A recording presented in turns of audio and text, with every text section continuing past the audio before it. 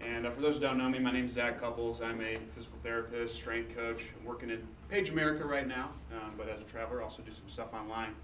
But the first time I ever even heard of Pat was through Facebook, because Pat is the man of Facebook. And he was just doing all these kind of wild and crazy roll and sort of things. I'm like, who is this guy? You know, I've never heard anything about him. And I think we first met at a class in 2013 in New Jersey, and it was this jaw class. And my first impression of Pat was, like, I obviously knew who he was because I had saw him on Facebook, and I kind of look over in the middle of the class, and all of a sudden, I see Pat doing this.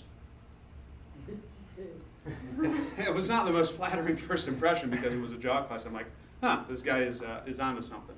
But then as we got together and we got talking I remember the first time we really had a good conversation was on a ride from a class from, I think we were at Ranfone's place, back to New York City, and I was just blown away by the breadth of Pat's knowledge and how he can look at multiple different things and pull it together into just this beautiful symphony of movement, among other things. I mean, if there's a guy who can learn from a variety of topics, whether it's from physics or whether it's from basic chemistry, and apply it in such a manner that is practical and can help the people we work with on Monday, there's no better guy. If Isaac Newton could lift heavy things, it'd be Pat Davidson. And so, without further ado, I bring you guys, and I'm fortunate to have the pleasure of introducing this man, ladies and gentlemen, Pat Davidson.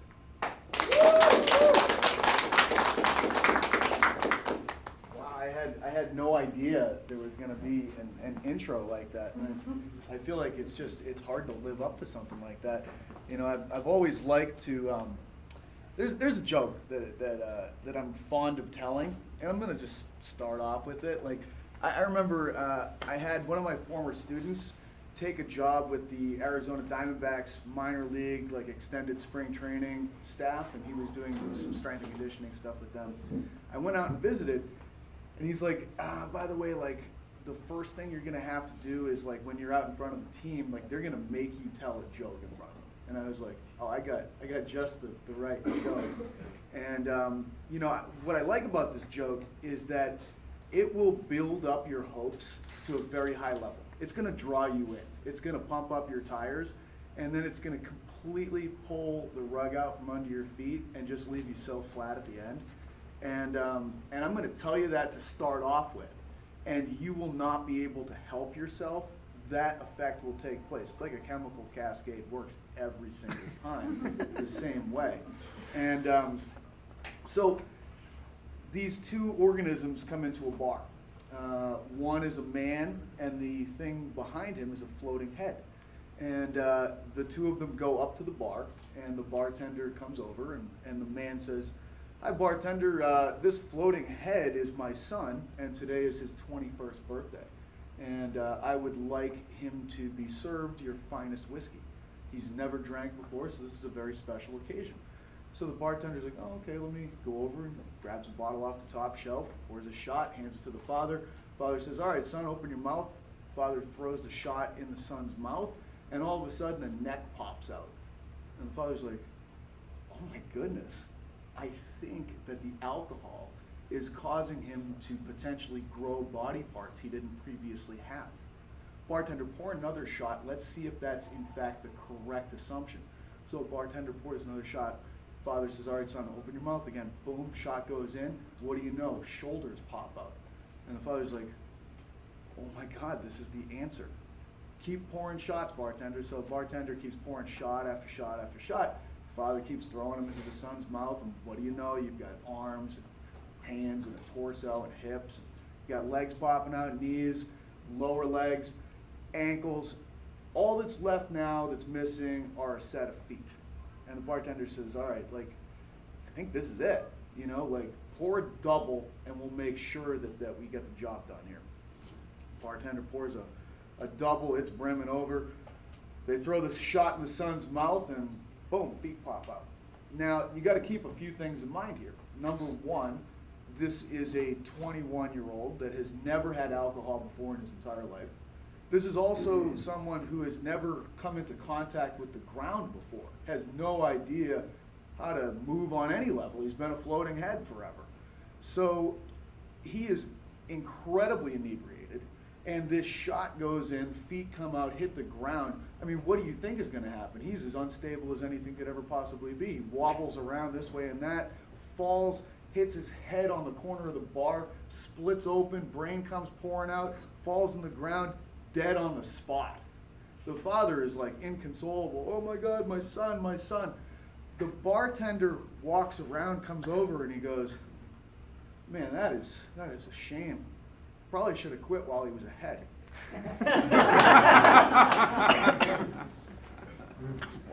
I mean, you talk about all-time worst punchline in the history of a great setup, and there you have it.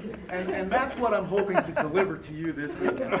I want Zach Couples to inflate you with hope, and that I'm going to give you the best thing ever, and I just want to leave you right there on the corner of that bar just being like, what happened here? Never should have done this.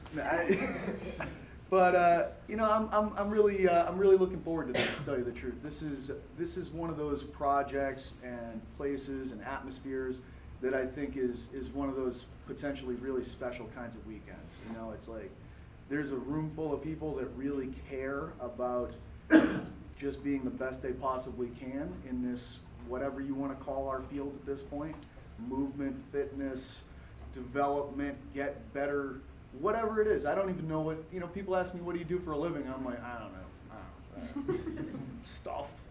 I learn stuff. I tell other people about stuff. I try to get people to do stuff. I do stuff. But I don't really know how to necessarily, I think it's this vague, ambiguous, nebulous sort of weird world, and it's like this crosshairs of an interesting time. What are we? Nobody really knows. Like the boundaries are undefined, and I'm totally okay with that. I actually like it. It's sort of like the Wild West. If you want to do it, you can do it. Just have the balls to actually drive forward and go for it, and you can kind of create and do whatever you want. So this, in many ways, is my presentation that actually, in some ways, creates some bumpers and boundaries and gives you a guide in a lot of ways. Like, what do I do with all of this stuff that I keep getting exposed to? Because if you just continue to grow, all of a sudden, where do I stop? What do I do? I'm going in every direction possible, but I'm not actually going anywhere.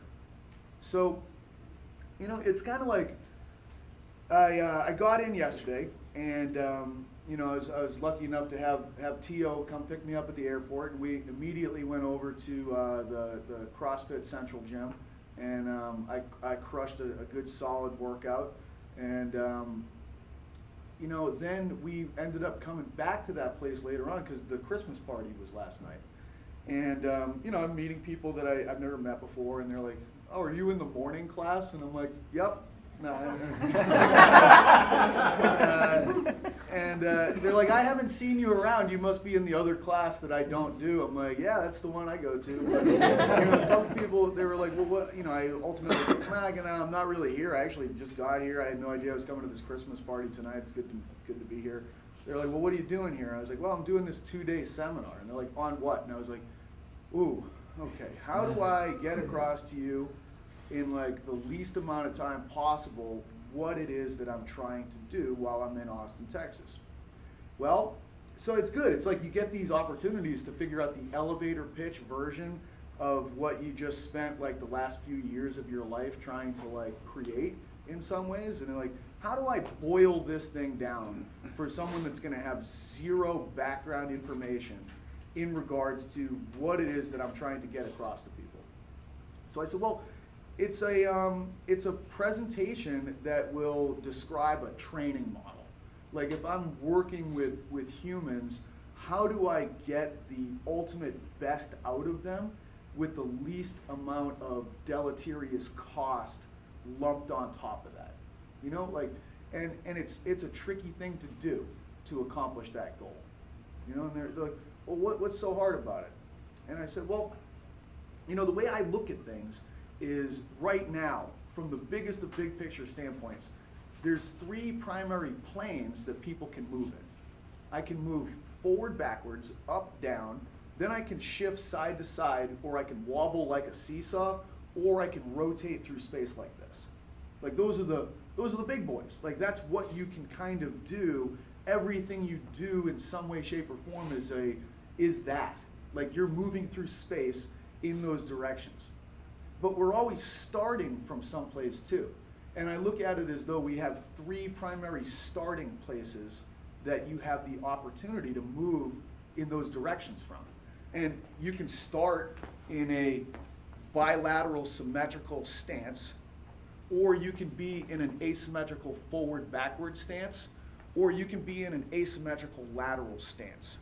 So I'm looking at things as saying that you have 3 primary stances that you have to develop people in. And within those stances, you have the possibility of doing an activity that's sagittal plane, frontal plane, or transverse plane. That's the big picture here, okay? And then, if I'm really thinking about like exercise, we all kind of do the same things in our workouts, all right? I warm people up, and then I do light, fast things that are like speed and agility, plyometric activity, med balls. After I get done with that stuff, I usually do something that's heavy, fast. That could be like an Olympic style lift is a good, easy example of something that's heavy, but we're still moving fast. After I get done with that, I do things that are heavy and slow, like squat, I press, I deadlift, I do those sorts of things. After I get done with that, I do things that are kind of moderate weight for more reps at moderate velocities. After I get done with that, I typically do things that are lower level force that are of greater duration where the velocity isn't that high. Like that's kind of what we all do, you know, like that's you know, being honest about it, that's what you do in the realm of developing people from a fitness standpoint. That's the general accepted paradigm that we're all kind of working in. And then it's sort of like, well, in each of those quick categories, warm up, light and fast, heavy slow, middle, and endurance, do I have examples of things that fit into bilateral symmetrical stance, sagittal, frontal, transverse?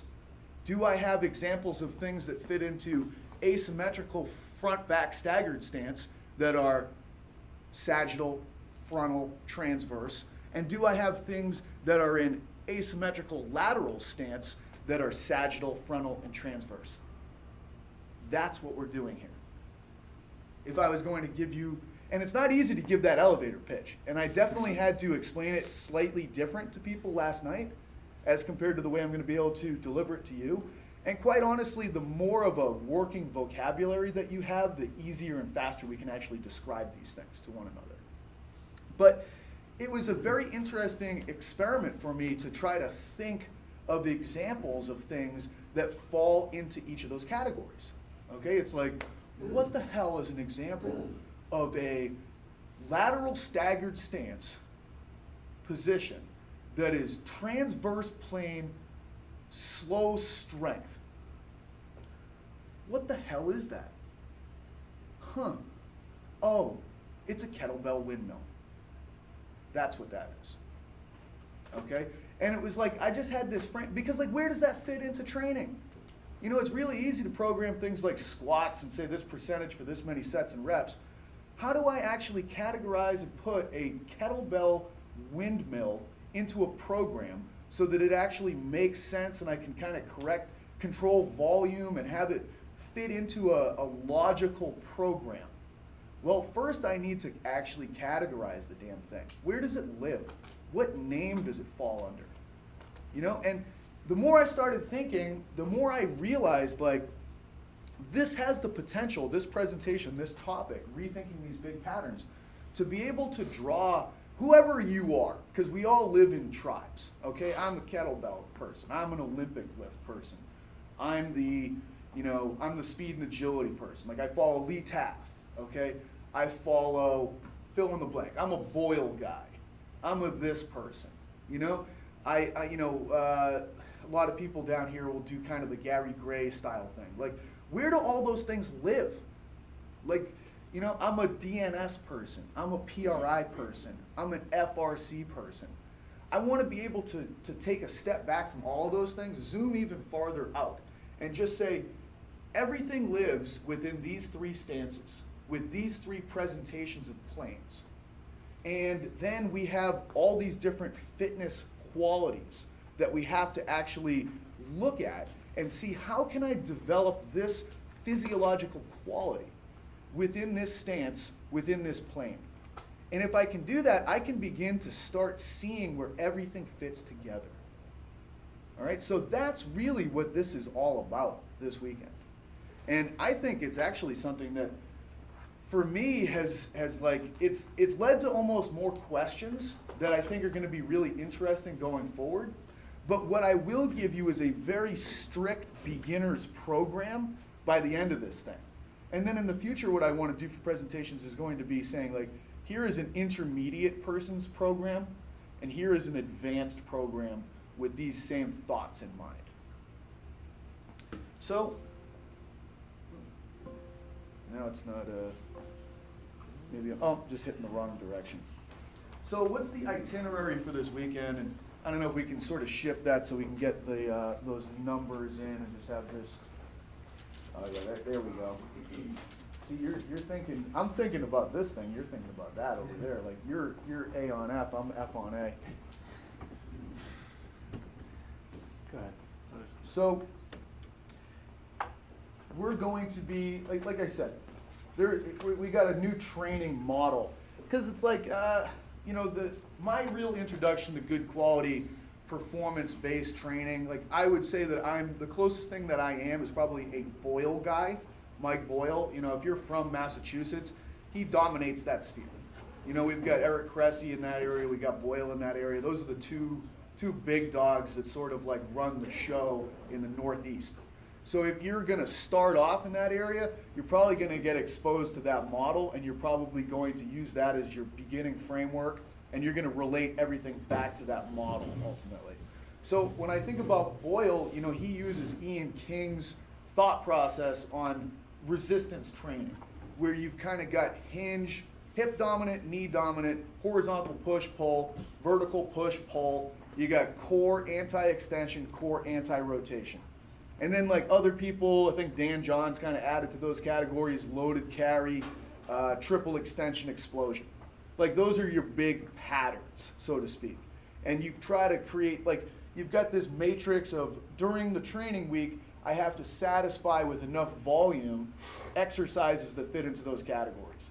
And that's sort of where I think most people are still at, like when you really think about, how do I actually put a training plan together? Well, I gotta have a hinge, I gotta have a knee dominant activity, I've gotta have a horizontal push-pull, vertical push-pull, I've gotta have core training, whatever that is. So it's sort of like, that's where my framework lies. But I like to break away from things. I'm never happy like being like chained into things, so I always need to like push, pull, figure out how can I kind of rework this, reframe it. And that's kind of my effort with this. And like I said, this is a model that's based on 3 primary stances and 3 cardinal planes of movement fitting into those stances. And then, so that, I just want to, then I want to just say, hey, where are we? I want to all start off on the same page. I'm going to ask you a bunch of questions. I'm going to want them answered immediately. After that, we're going to move into talking about theories and models. I work from a brain that likes to build models. I like theoretical models that govern what you do from there. After that, we'll look at how do we apply these model building concepts to categorizing exercise, and then we're going to learn how to coach and perform these fundamental exercises, and we'll learn how to plug and chug these concepts into just creating a training plan for somebody. Because I'll tell you the last piece that I had to add last night, my elevator pitch explanation of what I'm going to do this weekend and how is it going to be different from any other training-based presentation that people have sat through for a weekend, is I said, look, like, in my mind, we've got these three stances, and we've got these three planes that present themselves in these stances. But how do I know if I'm doing them right? I get driven crazy by things not being right. It's like a pathology in many ways. It really is. I don't like guesswork. I think it comes from kind of a scientific training background where I want to be able to reproduce something every single time and get the exact same results. I don't want there to be any doubt and any question. I like to know what the mechanism is, and I like to turn the key and watch all the bolts click into the right place, and I want it to happen over and over every single time, and when it doesn't work, it makes me want to just go crazy. And I need to figure out, why did this not work? Okay, so what I've tried to do here is create checklists for determining if the thing you're doing is right. And if you can check off all the boxes, then it should be right, and you should be able to progress on to the next thing. And I look at, like, there are other systems that have been put together in fitness and movement and rehab that I think have tried to go about doing this. I have these developmental milestones that must be demonstrated appropriately. Applying that from a baby to an adult is a quantum leap, and I don't know if that's necessarily the best way to go. You know, the checklists of competencies that I've put together are largely based upon gait and what's accepted within the gait cycle, and just taking the gait cycle and kind of applying it to more training-based movements. But I'm trying, essentially what these competencies will be is that I look at movement as being sensory motor based. You know, you've got a brain, you've got a sensory cortex, you've got a motor cortex. And I want as much matching between those cortices as possible. I want, and when I think motor, that's the coach looking at the athlete and saying, everything looks like it's in the right place. And then the sensory part is, as a coach, I ask the athlete, what are you feeling right now? And if the sensory matches the motor, then I feel comfortable that this is the activity that is accomplishing what I want to accomplish. And it's removing the guesswork. And I believe that what we can do to tell whether or not that's true is to have a battery of tests that I can go to. And if the tests improve, then in fact my belief about this sensory motor matching that I just witnessed was in fact the correct thing to do. So again, like all of, and look, like, what's the best way to frame this, the beginning of this discussion? It's always hard. I always find the hardest thing is to start off right. You know, because if you start off with the wrong assumption, it can lead in the wrong direction, and you can go way too far in the wrong direction. All right, I feel personally very fortunate and lucky to have been exposed to really good quality thinkers early in my career who pointed out to me really good directions to go down, okay? And I feel like they saved me a lot of time and effort of learning things that would not necessarily be that helpful, okay? And I think that's partially me being lucky and partially me being smart enough to know who to listen to and who to not listen to, okay? I will say I spent a lot of time learning a movement model that I would say hasn't necessarily panned out, okay? But what I did learn through that experience was how to categorize, how to systematize. I think that's valuable. You know, you can get something valuable out of things that are wrong, okay? I learned how to also not do things. And then when I see things that have much more value to them, I'm now able to say and identify what's actually more valuable than other things. So the trick to it, though, is, and this is going to be the challenge for every single person in here over the weekend, you're going to have an intuitive brain, okay? And that intuitive brain already has its mind made up. It's learned what it's learned, and it makes decisions very quickly. It gets exposed to stimuli, and it has its own biases, and what you see is everything that you get, and it's everything that you know. And you're gonna push away all other things. And that brain makes decisions fast, okay? You've also got another component to your brain that's slower. It's more deliberate, but it's able to break things down. It's just really difficult to actually shift over into that part of your brain because you have to work and you have to think. And researchers who've teased out this concept between this intuitive, fast brain and this slow, deliberate brain, they've demonstrated things like when you shift over into this slower, deliberate brain, your pupils dilate, your heart rate accelerates, your sweating response begins to initiate.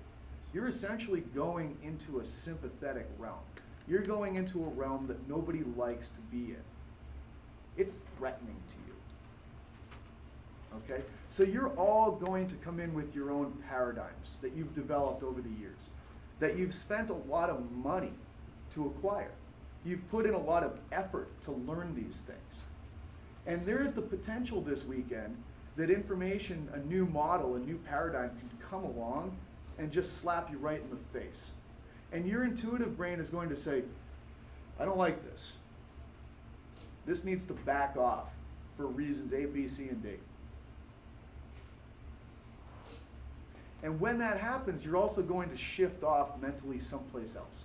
You're going to distract yourself by thinking of things that you're comfortable with or things that you typically do.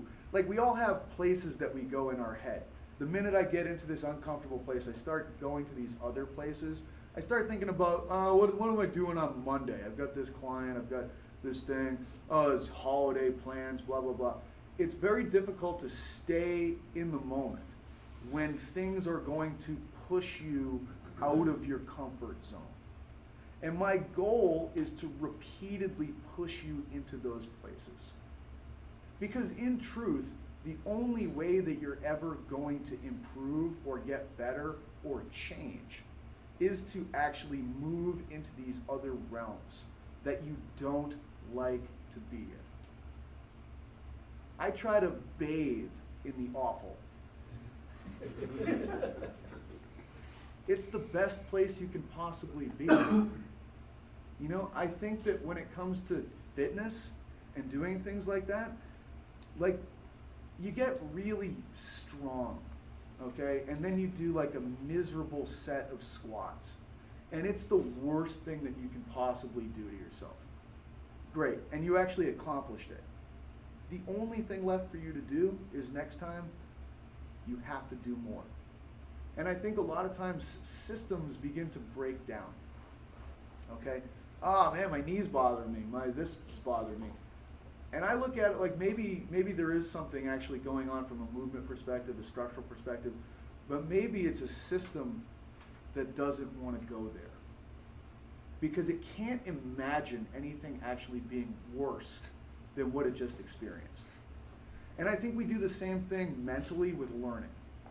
oh my God, I had this weekend, 4 days straight of learning. I can't possibly do anything this weekend. I don't give myself that as an option. There's no option. It has to be more. I believe in progress. I believe in science. I believe that that is the most accurate way to live in a manner that will actually be something that you can look back on and say that you're actually proud and happy with what you've done. That's for me. I'm not saying that's for everybody, but that's my own personal sort of mantra internally. What has been done is great, but it's only something that needs to be exceeded in a very linear kind of manner. And maybe that's just me being a very sagittal-oriented individual, but that makes me pretty happy, ultimately. I love being uncomfortable, and I like making other people uncomfortable. Because it's the only way that you're going to notice things and potentially change. things have to be different.